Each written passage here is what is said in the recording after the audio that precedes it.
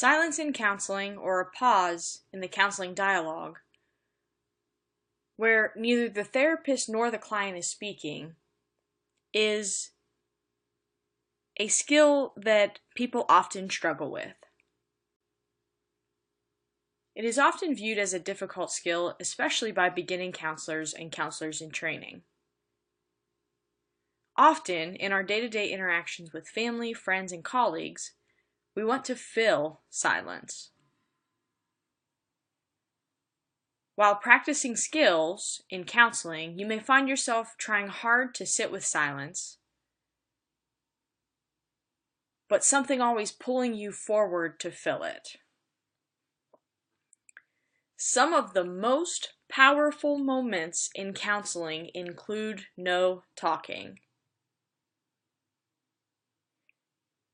Now, it's important to remember that silence can mean different things to different people.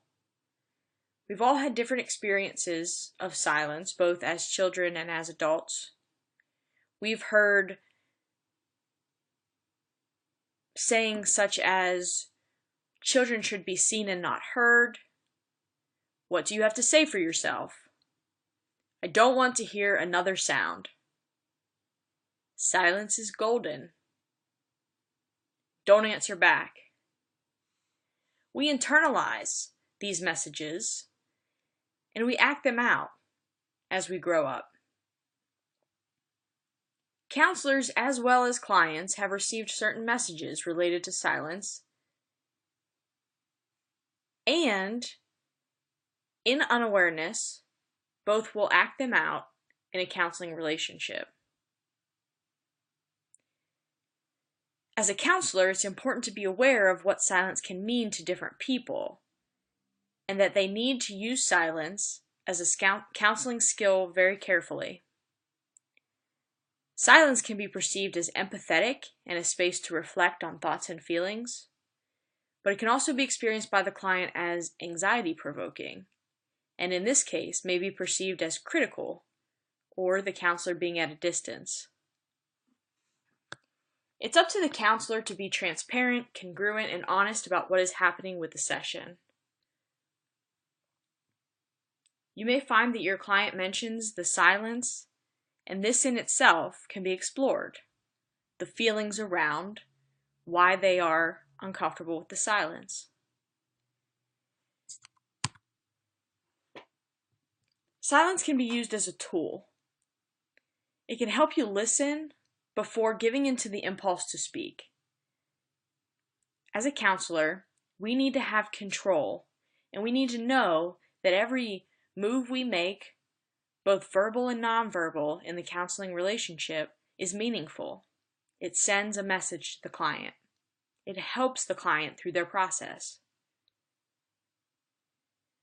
And so we, as helpers, need to become more self-aware of our own impulse to speak and fill the space, fill the silence. What is that about? Is that about messages that we got growing up? Is it our own discomfort? And we need to explore that. Not while we're in the session with a client. We need to do it before.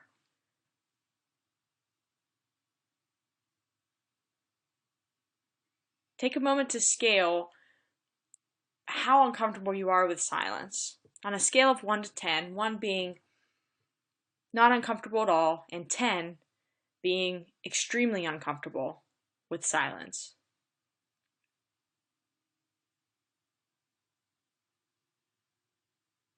How uncomfortable are you with silence?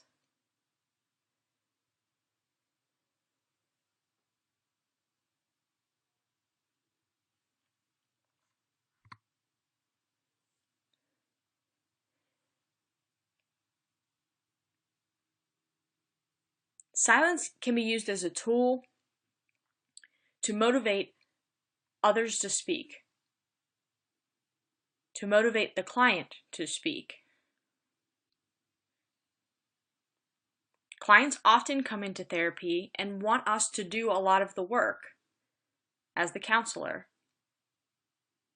We need to help the client take responsibility and work through their own process while getting support from us, but we cannot do the work for them.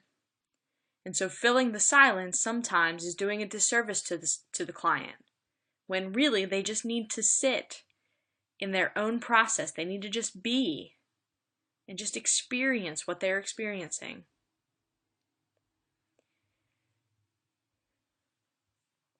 Silence shows respect to the client in some ways, to give them space to verbalize and process.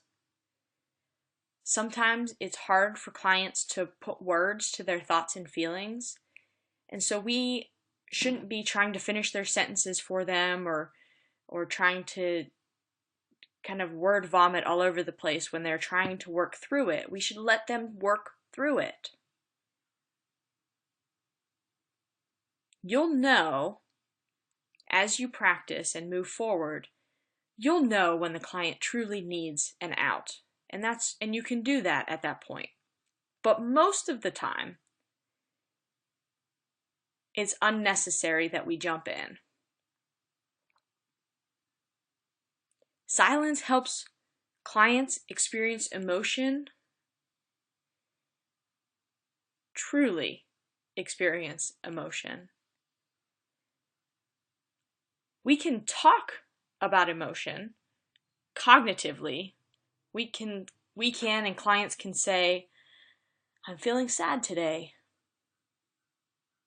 But silence and the right prompt can let the client truly experience that emotion as they say it, as they're sitting with it in the moment. And there's a big difference between us talking and cognitively processing our emotions, our thoughts and feelings, and really experiencing them. And that's where the true work happens in counseling, is when we start to really move the client to experience that. Silence can also be used as a tool for enhancing those aha moments, the realization that they just figured something out. And we need to just give them a minute to let that sink in and process that. Just because they figured something out doesn't mean that all their problems are solved and we can move on and move forward. Just give them a minute to let that sink in. Let them take some pride in the work that they've done.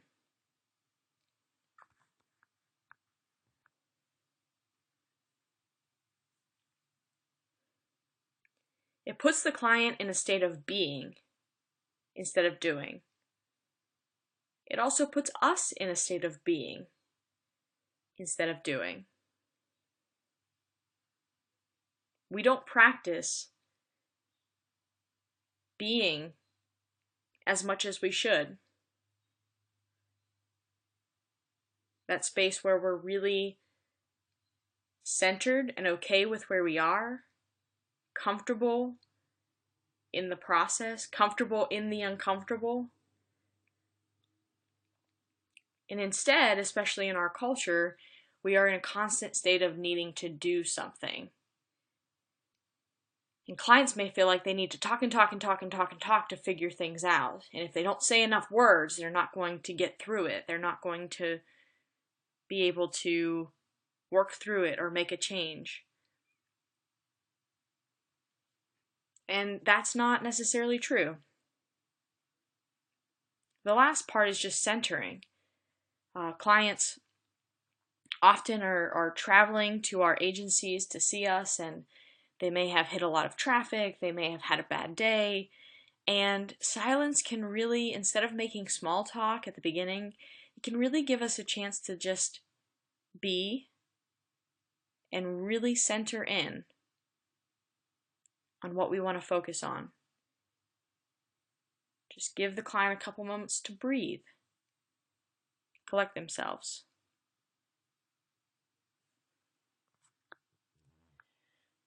So a few final thoughts are, there's a prerequisite to silence. You have to have a strong therapeutic relationship and an appropriate amount of counseling experience to really use this in a fruitful way. That doesn't mean that you can't practice it as a helping professional in training. You just have to be more mindful of when you use it. Also, use it in moderation. Too much or too little can be a bad thing. If we use too much silence, we'll probably lose the client.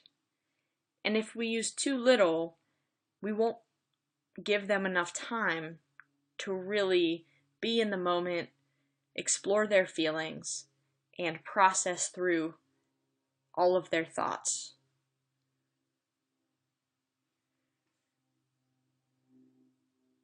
Have you experienced counseling silence in your life, in your training, maybe a work environment? Have you experienced silence in a work environment or a family situation or with a friend? How did you feel when sitting with the silence?